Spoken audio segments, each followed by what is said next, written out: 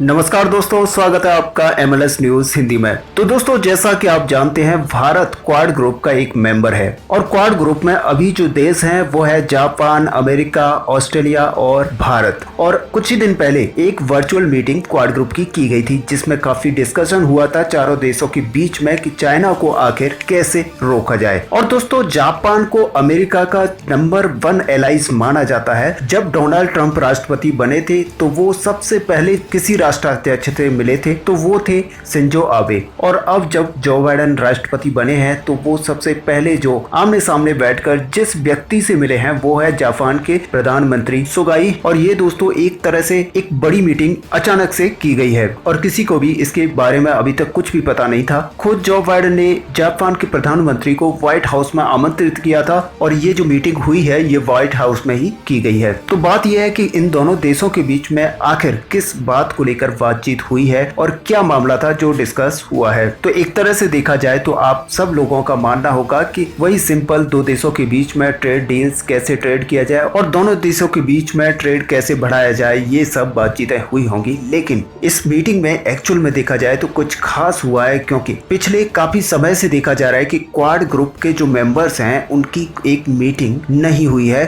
और काफी दिनों से क्वाड ग्रुप को माना जा रहा है कि क्वाड ग्रुप काफी ढीला पड़ गया है, काफी कमजोर सा होता जा रहा है। दरअसल अमेरिका और जापान पूरी कोशिश कर रहे हैं कि क्वाड की एक इन पर्सन मीटिंग की जाए। और क्योंकि 2007 में जब क्वाड ग्रुप बना था तब से आज तक 14 साल हो चुके हैं और 14 साल में मात्र एक मीटिंग हुई है चारों देशों राष्ट्राध्यक्षों के बीच में, जब चारों देशों के राष्ट्राध्यक्ष एक जगह पर मिलकर बैठकर मीटिंग की थी। लेकिन जो बाइडेन की अब प्लानिंग ये है कि चारों देशों की जो राष्ट्राध्यक्ष हैं वो एक्चुअल में आकर एक जगह पर मीटिंग करें और डिस्कस करें सारे मामले को, और चीन को आखिर कैसे घेराबंदी करनी है और कैसे चीन को निपटाना है, ये सब एक जगह पर बैठ के बातचीत की जाए। और दोस्तों, जो बाइडेन ने अब जो बयान दिया है इस सारी मीटिंग के बाद में वो ज्यादा ही इंटरेस्टिंग है, क्योंकि जो बाइडेन ने ये कहा है कि अब चारों देश भारत, जापान, अमेरिका और ऑस्ट्रेलिया मिलकर चीन की चुनौतियों से निपटने का पूरा प्लान बनाएंगे और एक इन पर्सन मीटिंग की पूरी प्लानिंग की जा रही है, जिसके लिए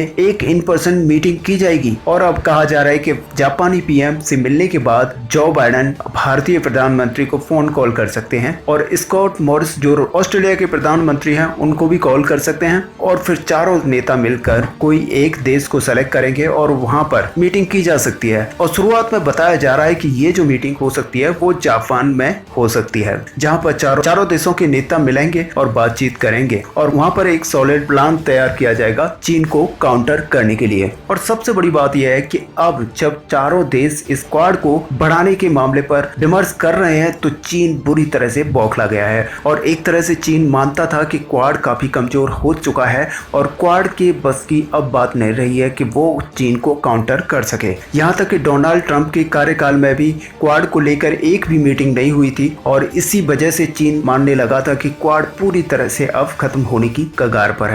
लेकिन अब जब जो बाइडेन आ गए हैं और अब जब मीटिंगों का दौर स्टार्ट हुआ है तो फिर चीन की चिंताएं बढ़ गई हैं। और एक तरह से ये चीन के लिए अपने आप में बड़ा झटका है, क्योंकि चीन को पता है और सारी दुनिया को पता है कि चीन का खात्मा अगर कोई कर सकता है तो ये क्वाड ग्रुप ही चीन का खात्मा कर सकता है। क्योंकि दोस्तों, आप एक तरह से देख लीजिए कि नाटो जो ग्रुप है वो इतना स्ट्रॉन्ग कभी भी नहीं था, लेकिन जब से वो रसिया के अगेंस्ट में लड़ना स्टार्ट हुआ तब से नाटो ग्रुप का हर मेंबर इतना ज्यादा स्ट्रांगली रसिया को काउंटर करने के लिए तैयार रहता है। और यही वजह है कि नाटो ग्रुप आज की डेट में इतना ज्यादा स्ट्रांग और पावरफुल ग्रुप है। और वहीं आप देख लीजिए कि चारों देश जो क्वाड के मेंबर्स हैं उनको आखिर चीन से ही खतरा है, और ऐसे में जब एक टारगेट है चीन तो फिर ये चारों देश मिलकर एक बड़ी पावर की तरह अपने आप को शो कर सकते हैं और ग्रुप में चीन को काउंटर करने के लिए बड़े बड़े प्लान बना सकते हैं। और यही वजह है कि चाइना इस ग्रुप से आज बुरी तरह से डरा हुआ है और चाइनीज मीडिया में भी आप देख सकते हैं कि किस तरह से डर बैठा हुआ है। और जब भी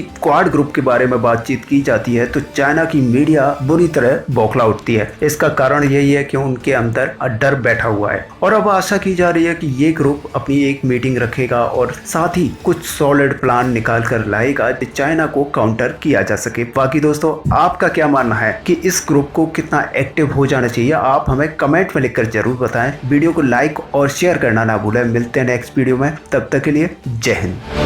अच्छा सुनो, चैनल को सब्सक्राइब करो, उसके बाद घंटी बजा देना ताकि अगली वीडियो आपसे मिस ना हो पाए। Thank you.